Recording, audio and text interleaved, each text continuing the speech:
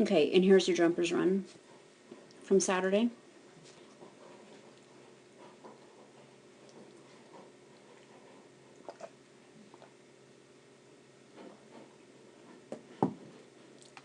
Bummer on that first bar.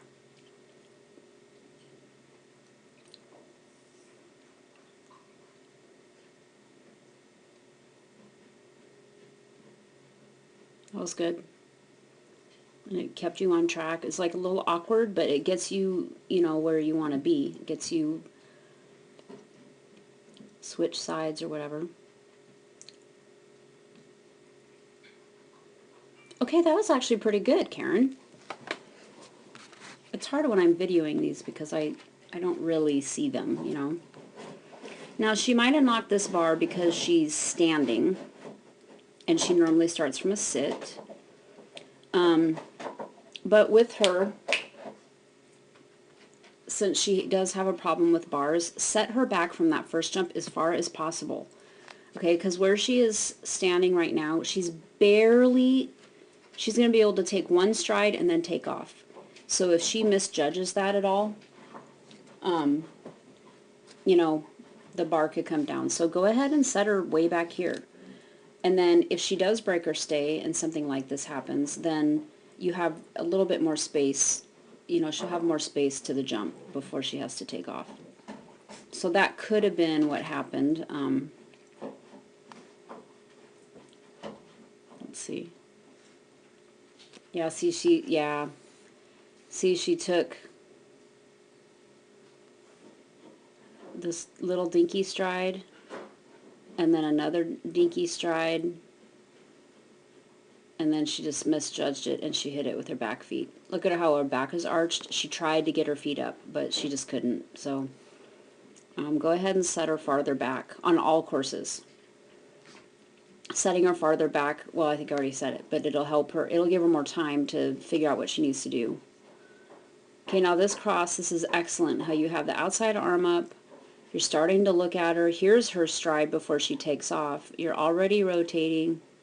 Now, ideally, you would have that rotation done, this stride before she takes off, and you would already be heading in the new direction. Okay, so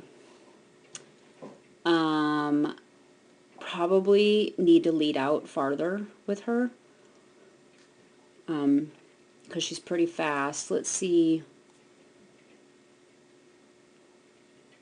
You did get going when you released her, because sometimes you have a tendency to release her but then not get going. But you actually did a good job, so I think you just needed to lead out a little bit farther, and you probably could have had that cross done. But you do it, and you hang on to it. And that is so good, Karen. How you just stood there and you waited for her to come to your side.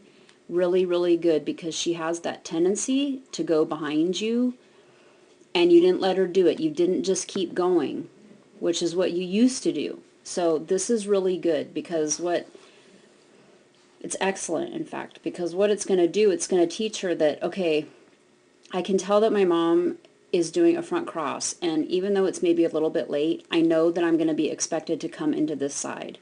And so even if she gets the cue late, I mean, she really goes out and around and comes out. But what might happen is if she figures out that, no, she's going to stand there and wait for me to come to the correct side. She may not go out quite as far. You know, she may kind of go like this instead. So that was really good, and definitely an improvement, something that I've been getting after you about all summer. So that's really good. You change that. Now here, you clap your hands. Okay? See right here. And look, she comes right to you. Now, she was kind of going wide, but there's a lot of space between that jump and these weave pulls, and she knows how to weave. And so don't clap your hands. There's nothing else out here. There's no other equipment out here for her to take. And, you know, if anything, I know that she is ahead of you here, but you just sort of stop and clap your hands. If anything, just keep moving to the weave pulls, okay?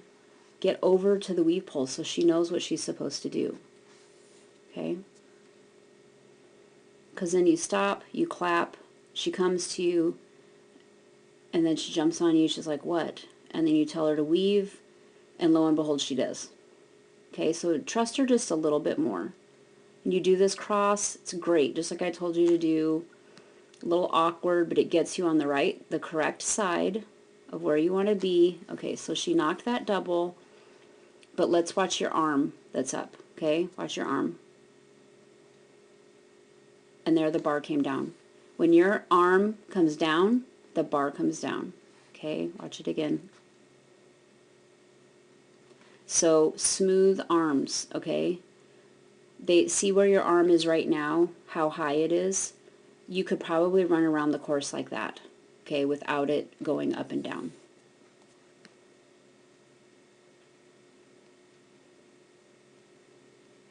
Now, she wowed way out there. Let's look at that.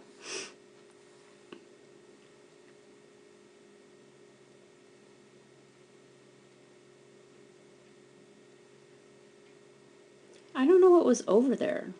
Oh, the tunnel. The tunnel was over there. Okay. So, I don't know if you foresaw this as being a problem or not. The tunnel is pretty far away, though. And, I mean, you're pretty clearly running in this direction, so I think that was... I wouldn't really say that you did anything wrong there. If when you were walking the course, you thought she might look at the tunnel, then you should have had your outside arm up here, which would have helped her know that she was going to go this way. But if you didn't foresee it as being a problem, and then by that time it was just too late, she went around the jump. But the rest of this, nice. You do this rear cross on the flat, and it's really nice, and she reads it really nice, and then just a straight finish is nice. You guys are really close.